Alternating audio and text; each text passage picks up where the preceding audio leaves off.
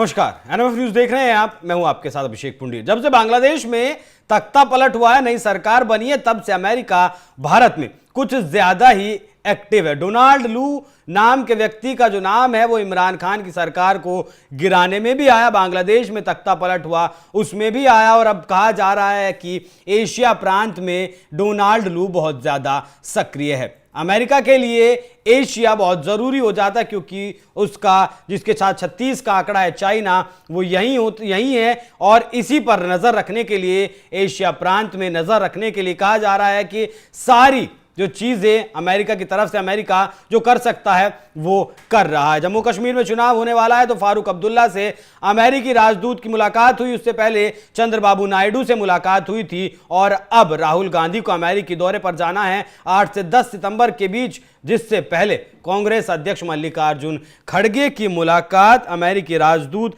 Eric Garcetti से हुई है। 3 सितंबर को यह मुलाकात हुई थी। हालांकि इससे पहले एरिक गारसेटी की मुलाकात एस जयशंकर से भी हो चुकी है, लेकिन राहुल गांधी के अमेरिका जाने से पहले एरिक गारसेटी की मल्लिकार्जुन खड़गे के साथ मुलाकात बेहद अहम हो जाती है कि आखिर क्या कुछ कोई रणनीति तैयार की जा रही है। इस मुलाकात के बाद मल्लिकार्जुन खड़गे ने फोटो को पोस्ट किया, और फोटो पोस्ट करते हुए उन्होंने लिखा, भारत और अमेरिका के बीच व्यापक वैश्विक लेवल का दर्जा प्राप्त है, जो मानव प्रयास के लगभग सभी क्षेत्रों को कवर करता है और साझा लोकतांत्रिक मूल्यों से प्रेरित है। अपने साझा विचार से इन्हें सशक्त और मजबूत बनाने में खुशी हो रही है। अब यहां एक चीज समझिए, इन्होंने अमेरिका के बीच व्यापक वैश्विक ग्लोबल दर्जा प्राप्त है, इस तरीके की बात अपने ट्विटर हैंडल पर लिखी, लेकिन एक एक कर समझिए, और समझिए सबसे पहले चंद्रबाबू नायडू से। जब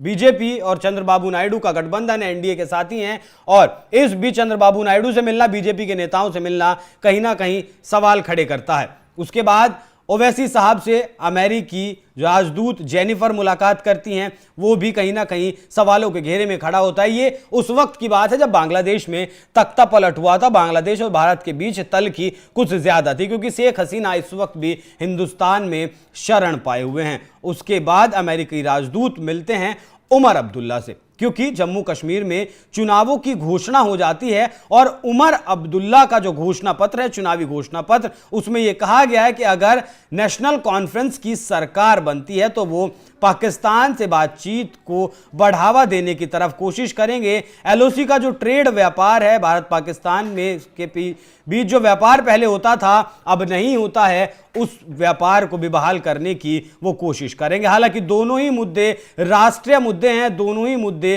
केंद्र सरकार के मुद्दे हैं, और दोनों ही मुद्दों पर राज्य सरकारें कुछ नहीं कर सकती है। ठीक वैसा ही है जैसा जब बांग्लादेश में प्रदर्शन हुआ था, ममता बनर्जी ने कहा था कि बांग्लादेशी छात्रों को वो बंगाल में शरण दे सकती हैं। सीधा सीधा उल्लंघन ये किया गया, क्योंकि ये सब विदेश मंत्रालय के अंतर्गत मामले आते हैं। और अब राहुल गांधी की विदेश यात्रा है, अमेरिका राहुल गांधी जाने वाले हैं, और उससे पहले एरिक गारसेटी मल्लिकार्जुन खड़गे से मुलाकात करते हैं। तो क्या कुछ खिचड़ी यहां पक रही है, क्योंकि राहुल गांधी का वो बयान ये देश नहीं भूल सकता जब वो कहते हैं कि इस देश में केरोसिन छिड़का हुआ है और सिर्फ चिंगारी लगाने की देर है। वो चुनाव से पहले कहते हैं यूरोप को और अमेरिका को भारत में दखल देना चाहिए, क्योंकि भारत का लोकतांत्रिक प्रक्रिया भारत की चरमराई हुई है। लेकिन जब से 99 सीटें राहुल गांधी को मिली हैं और एलओपी का पद भी मिला है, लीडर ऑफ अपोजिशन भी राहुल गांधी बने हैं, तब से जातिगत जनगणना का मुद्दा हो या फिर आरक्षण खत्म कर देंगे का मुद्दा हो, इन दोनों ही मुद्दों के साथ वो राजनीतिक सीढ़ियां चढ़ना चाहते हैं। और यहां गौर इस बात पर भी करिए कि बांग्लादेश में जो तख्ता पलट हुआ वो आरक्षण के ही मुद्दे पर हुआ, और आज राहुल गांधी भारत में वही काम कर रहे हैं, आरक्षण को खत्म करने की बात कर रहे हैं, जातिगत जनगणना की बात कर रहे हैं, जिसकी जितनी हिस्सेदारी उसकी उतनी भागीदारी की बात कर रहे हैं। तो कहीं ना कहीं मामले आपस में जुड़ते हैं, और अमेरिका का ये दौरा, अमेरिका की ये यात्रा बहुत खास हो जाती है, और खास ये भी हो जाती है कि क्या कुछ रणनीति तैयार करके आएंगे अमेरिका से राहुल गांधी। ये बहुत ज़्यादा विचार योग्य बात है। तो जिस तरीके से अमेरिका भारत में ज्यादा एक्टिव हुआ है पहले के मुकाबले, उस पर क्या कुछ है आपकी राय, कमेंट कर हमें जरूर बताएं। नमस्कार।